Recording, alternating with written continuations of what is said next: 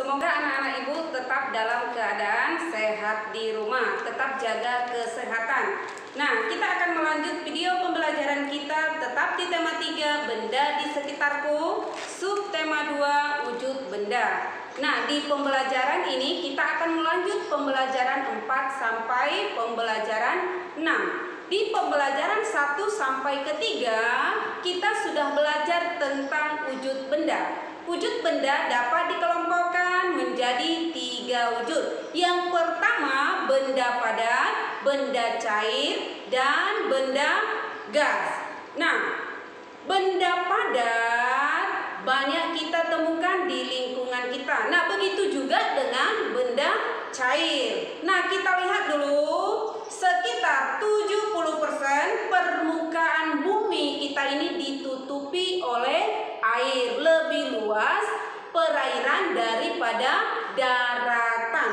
Nah, selain itu juga tubuh manusia 2/3 bagian merupakan cairan. Nah, air itu sangat penting bagi kehidupan kita atau bagi kehidupan makhluk hidup. Jadi kalau kita kekurangan air di dalam tubuh, maka tubuh kita ini nanti akan lemas, tidak berdaya. Jadi perlu kita untuk banyak minum air putih. Minimal 8 gelas atau 2 liter air putih masuk ke dalam tubuh kita, supaya kita tidak kekurangan air, atau istilahnya disebut dengan dehidrasi. Jadi manusia sangat tergantung pada air. Nah, sekarang kita lihat apa saja sih contoh daripada benda cair ini. Kita lihat satu persatu. Contoh daripada benda cair itu adalah ada sirup, ada air putih, ada minyak goreng, ada juga kecap, dan masih banyak lagi contoh-contoh daripada benda cair. Nah, sekarang kita lihat sifat-sifat daripada benda cair. Sifat yang pertama adalah bentuknya berubah sesuai dengan wadahnya. Ini ada 2 wadah. Nah, bentuknya juga berbeda. Kalau dari wadah gelas ini ibu pindahkan ke wadah yang ini, maka airnya nanti akan mengikuti bentuk wadah yang berwarna pink ini. Begitu juga kalau ibu pindahkan lagi ke sini, maka air ini nanti akan mengikuti bentuk wadah yang ini atau bentuk wadah gelas. Nah, ciri yang kedua adalah, atau sifat yang kedua adalah dapat mengalir ke tempat yang lebih rendah. Nah, seperti aliran air sungai. Nah, aliran air sungai itu selalu mengalir dari tempat yang tinggi ke tempat yang lebih rendah. Atau air nanti yang akan ibu tumpahkan, contohnya di halaman sekolah kita ini, maka air itu nanti akan mencari tempat yang lebih rendah, atau juga ada yang meresap ke dalam tanah. Nah, sifat yang ketiga adalah volumenya tetap walaupun berpindah wadah. Nah, sekarang ini volume air di sini adalah 800 mili. Nah, sekarang air yang 800 mili ini akan ibu pindahkan ke wadah yang ini. Nah, sekarang ibu pindahkan. Nah, volumenya tetap 800 mili, tidak berkurang. Volumenya tetap walaupun berpindah wadah. Nah, itu dia sifat-sifat daripada benda cair. Nah, selain benda cair dan benda padat, benda juga dapat berwujud gas. Nah, contohnya benda gas ada di mana-mana. Contohnya udara yang kita hirup sekarang ini. Coba anak-anak ibu menghirup udara.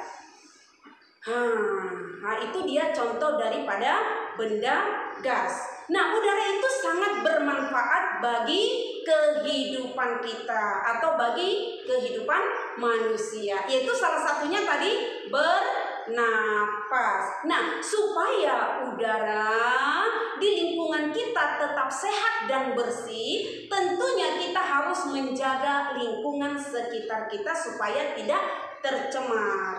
Bisa dengan menanam banyak pohon ataupun tumbuh-tumbuhan di lingkungan sekitar kita. Nah, kita tadi berbicara dengan udara. Udara itu adalah salah satu contoh benda gas. Nah, udara itu tidak dapat kita genggam atau kita pegang seperti benda padat. Tetapi udara itu dapat kita nikmati ataupun kita rasakan. Nah, seperti ini. Nah, sekarang kita menghirup udara, kita menikmati udara yang segar. Atau contoh yang kedua, kalau kita meniup telapak tangan kita, nah ini telapak tangan, maka akan terasa udara mengenai tangan kita. Coba anak ibu praktekkan di rumah. Apakah terasa udaranya pada saat kita meniup tangan kita? Pasti terasa. Nah, itu dia contoh benda gas. Nah, contoh benda gas itu ada juga yang dapat kita lihat dan ada juga yang tidak dapat dilihat. Nah, tadi kita sudah melihat contoh benda gas udara. Nah, contoh yang lain adalah yang dapat kita lihat itu adalah asap dan awan. Asap itu adalah contoh benda gas, tapi bisa kita lihat. Begitu juga dengan awan. Itu adalah contoh benda gas yang dapat kita temukan dalam kehidupan kita sehari-hari. Atau coba anak ibu perhatikan gambarnya. Ini dia balon. Nah, balon ini sudah diisi dengan gas hidrogen atau gas hidrogen dalam balon. Nah, di gambar yang kedua ada uap air. Dan gambar yang ketiga adalah gas tabung LPG. Itu dia contoh benda gas yang lainnya. Nah, sekarang kita lihat, bukan hanya benda padat dan benda cair saja yang memiliki sifat. Benda gas juga memiliki sifat. Nah, kita lihat sifat yang pertama adalah gas mengisi seluruh ruang yang ditempatinya. Nah, contohnya ibu ada balon. Nah, sekarang balon ini akan kita tiup. Jika kita meniup balon ini, maka udara akan masuk ke dalam balon ini. Akibatnya balon ini akan mengembang ataupun membesar seperti yang ibu pegang sekarang. Nah, udara ini mengisi seluruh ruang yang ditempatinya pada saat kita mengisi udara dalam balon. Nah, sifat yang kedua adalah benda gas menekan ke segala arah. Nah, balon dan kantong plastik pada saat kita isi angin, maka dia akan menekan ke segala arah, Nah, sifat yang ketiga adalah benda gas terdapat di segala tempat. Nah, benda gas terdapat di segala tempat itu apa maksudnya ya? Yaitu udara. Mau kamu hirup sekarang, di mana-mana ada udara ataupun ada juga angin. Nah, kita lanjut. Nah, supaya kita bisa menghirup udara yang segar, tentunya kita harus menjaga lingkungan kita supaya tetap bersih dan indah. Yaitu bagaimana cara kita? Yaitu kita lakukan dengan cara gotong royong. Kita lihat, gotong royong itu adalah sebuah usaha yang dilakukan oleh beberapa orang atau kelompok untuk mencapai tujuan. Seperti kamu lihat di gambar berikut. Nah, mereka sedang melakukan gotong royong membersihkan lingkungan. Karena gotong royong itu adalah ciri khas dari bangsa Indonesia. Indonesia. Nah, apa sih manfaat daripada gotong royong ini? Nah, manfaatnya itu yang pertama adalah pekerjaan kita akan cepat selesai. Nah, pekerjaan yang berat juga akan menjadi lebih ringan kalau dikerjakan secara bersama-sama. Dan juga mempererat persaudaraan kita, terutama di lingkungan kita sekitar dalam bertetangga, juga membina kerukunan.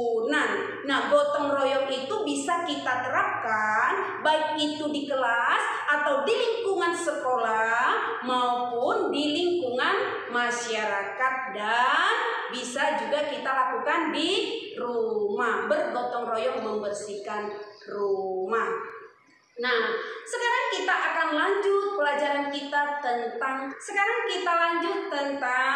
pelajaran kita hidup sederhana. Hidup sederhana itu adalah hidup sesuai dengan kebutuhan. Artinya kita tidak boleh hidup secara berlebih-lebihan atau mubazir. Nah, sekarang kita lihat sifat orang yang rendah hati.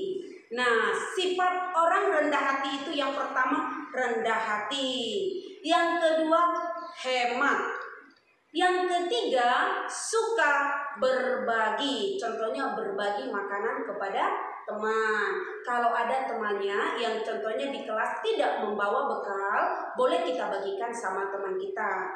Atau tidak membeli barang yang mubazir. Artinya di situ pada saat kamu di sekolah, kamu sudah memiliki pensil, pena, penggaris, tetapi kamu ingin sekali membelinya lagi padahal kamu sudah memilikinya. Itu artinya mubazir. Nah, selanjutnya apa manfaat daripada hidup sederhana? Manfaatnya yang pertama adalah bisa mengatur keuangan dengan baik. Yang kedua, tidak mudah mengalami kekurangan. Jadi kebutuhannya selalu tercukupi karena dia tadi sudah pintar mengatur keuangan sehari-hari. Yang ketiga adalah menumbuhkan sikap suka berbagi. Coba kamu lihat gambar berikut.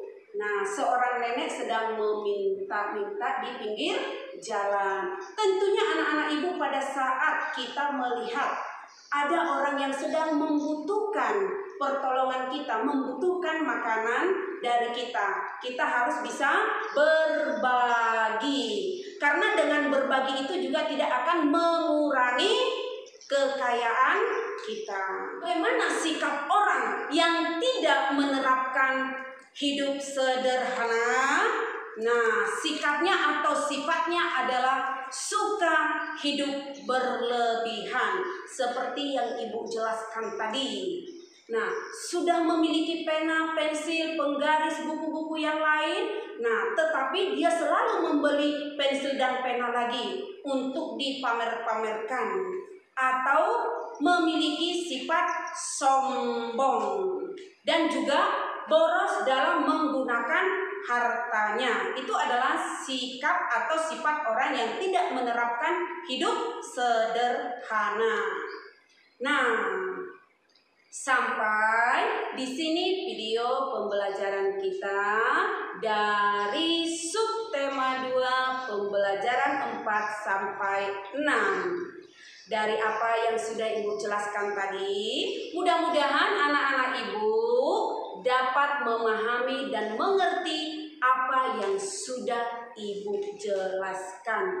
Nah, sampai di sini materi kita kali ini. Dan ibu ingatkan kembali, tetap jaga kesehatan di rumah dengan banyak mengkonsumsi sayur-sayuran, buah-buahan, dan banyak minum air putih supaya kita tidak kekurangan cairan di dalam tubuh kita. Oke.